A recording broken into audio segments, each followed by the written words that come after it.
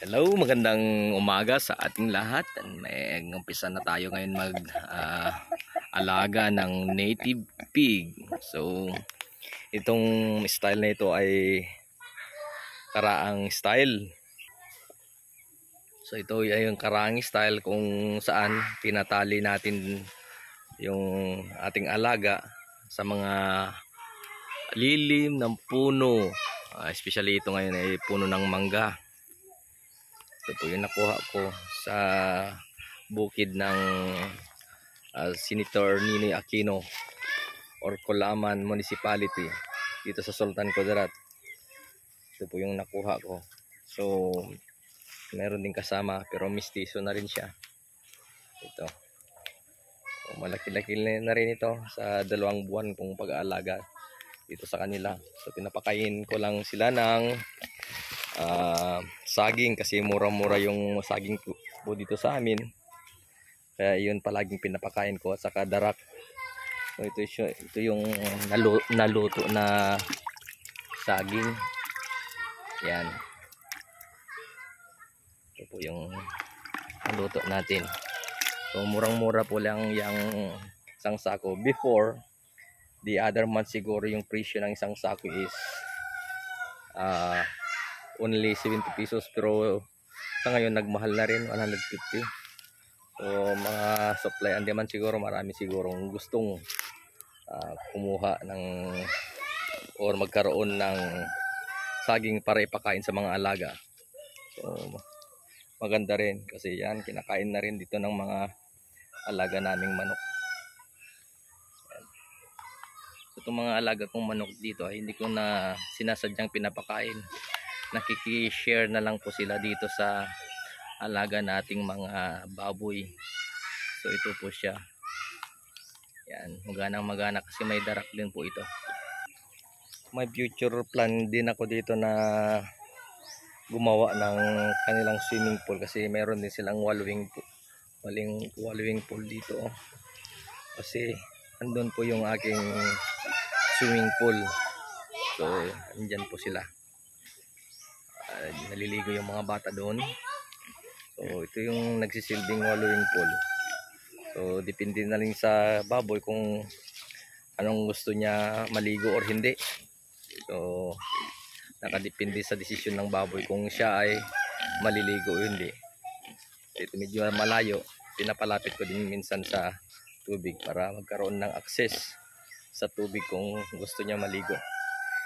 So yan po. Tingnan niyo po yung manok. Marami po yan siya dito. So, maganda din dito yung ganitong style. Kahit na ganito yung baboy natin na nakatali, niupon pa rin nila yung kanilang poop dito sa side na ito. So sa other side naman wala.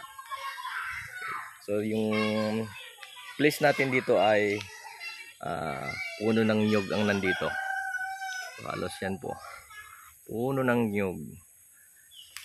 So pinapakain din natin ito ng nyug. So tingnan nyo yung kanilang natural talaga ay yung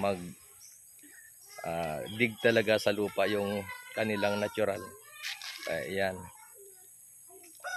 So hinahayaan na lang natin ng magganyan yung ating baboy. Kasi ang natural instinct nila. So nakatali lang. Pero sooner or later baka mabako natin ito kung maparami natin. So the original plan nito, itong isang ito ay gagawin natin inahin.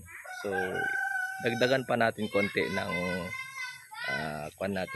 baboy natin dito. So nakita na natin na madaling alagaan tong baboy na ito. Pakainin mo lang siya ng nilutong saging, or marami din naman kaming ditong mga papaya. Doon po. At dito kasi sa pispan ko ay may mga papaya din dito. Pinapakain din natin ng mga napier.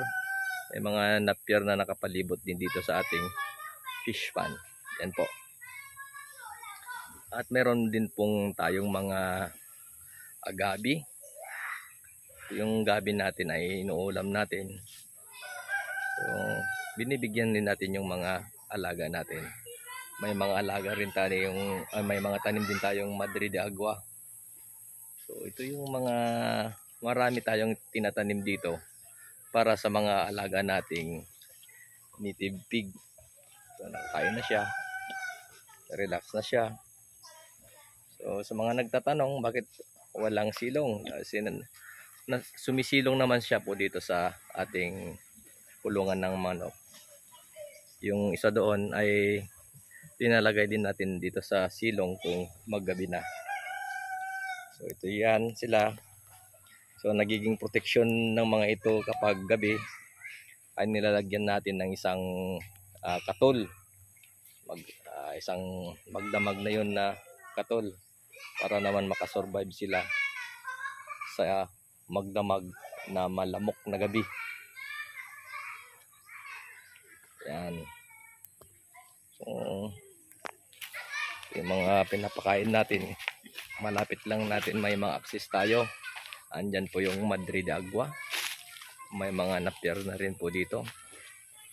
Itong mga naitanim ko ito noon ay dahil marami akong rabbit dito noon, pero ngayon wala na. Naihaw na lahat. Hindi ko na rin dinagdagan yung tanim ng ay alaga na rabbit. So ito yung mga tanim natin. So sa palibot nito ay rice field. So sa mga bandang dyan doon halos mulberry at saka Madre de Agua yung mga tanim natin. Ito po, healthy po yung mga tanim natin dito. So, natural lang po ito, walang fertilizer. So, andyan naman po yung ating puno ng mangga. So, maganda po ang temperatura dito, malamig kasi nandito tayo sa farm. At the same time, lilim, maraming puno ng kahoy ang nandito. Kaya very suited po for free range na native pig. So hopefully mabakudan natin ito para mas maganda yung kanilang pamumuhay or magiging natural na lahat po ang nandito. So tingnan natin ito, may mga nyug dito na panggatong natin sa mga lulutuin natin para sa pagpapakain natin ng ating native pig. So, tingnan nyo yung mga manok natin. Maganang-magana rin sila. So, nahayaan lang natin silang makikain sa mga baboy naman. Hindi naman nangangagat tong mga baboy natin. Kasi saka lang naman sila kumakain dito kung hindi na kumakain tong baboy. So ganyan, mayroon pang laman yan, pero mamaya babalikan din ito ng baboy natin. Yan yung pag-alaga, napakasimpleng pag-aalaga ng baboy dito sa probinsya. So ganyan lang. Kung masipag ka, maraming pwede nating ipakain dito. So kailangan talaga ang sipag. Sa lahat ng bagay talaga kailangan din ng sipag at tiyaga. Yan po yung isang pagkainan natin. So, mamaya yan maubos yan ng baboy. So lagyan natin ng konting sabaw yan mamaya para naman ganahan. So yan, ganyan talaga yung natural instinct ng baboy, oh. Magdig at magdig. Yan. Yan lang yung kanya. So, i-update ko naman kayo sa sunod kung anong meron dito sa farm. Maraming salamat.